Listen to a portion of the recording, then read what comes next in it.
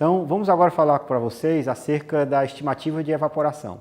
Nós temos basicamente 4 classes de métodos para estimativa de evaporação. A primeira classe de métodos são os métodos baseados no balanço de radiação, a segunda, aerodinâmica, a terceira, que a gente pode considerar como sendo uma classe ou não, que são os métodos mistos, que vão combinar o método aerodinâmico e o método da radiação, e o quarto são os métodos empíricos.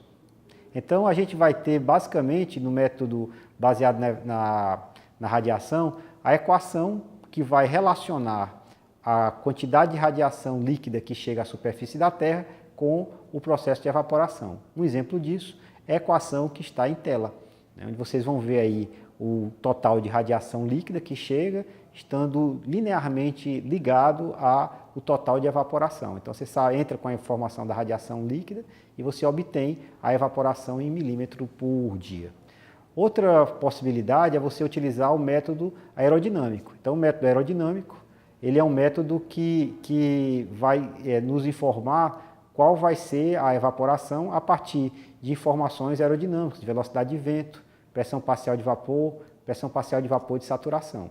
Como a gente já viu anteriormente, né, agora vocês vão ver na tela uma equação mais completa, onde a gente vai ter que a evaporação é igual a uma função da velocidade do vento que multiplica ES menos E. ES é a pressão parcial de vapor de saturação e E é a pressão parcial de vapor atual na atmosfera. Então, essa relação, por exemplo, desse fator B, ela é exatamente um fator que está associado à velocidade do vento medido a 2 metros de altura. Então, essa equação, vocês têm essa equação que representa essa medida aerodinâmica. Uma terceira possibilidade é exatamente o método combinado. Então, você vai ter aí o método combinado, ele vai associar os efeitos devidos à radiação e os efeitos devidos à aerodinâmica, e vai existir um peso para identificar qual dessas duas componentes elas vão ser mais relevantes para a estimativa da evaporação naquele local. Uma variante desse método combinado é a equação de Presley-Taylor, onde você vai fazer uma estimativa, tá certo? E vai fazer uma simplificação nessa equação combinada com a equação de Presley-Taylor, vocês estão observando aí na tela.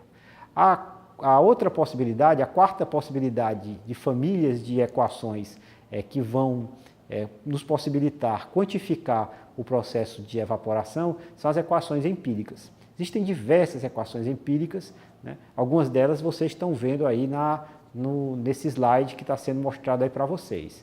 Uma das possibilidades mais interessantes de serem aplicadas é exatamente o cálculo da evaporação a partir do tanque classe A. Então, nessa transparência que vocês estão observando agora, vocês veem que a evaporação ela é medida por um fator K que multiplica a evaporação no tanque classe A. Então, esse K é um fator de correção. Tá certo? Então, em reservatórios, normalmente é essa a formulação mais utilizada. Você calcula a evaporação do tanque classe A, que sempre vai ser maior do que a evaporação no lago, e multiplica por esse fator K. Quanto maior for o lago, menor vai ser esse fator K. Quanto menor for o lago, mais próximo a 1 será esse fator K.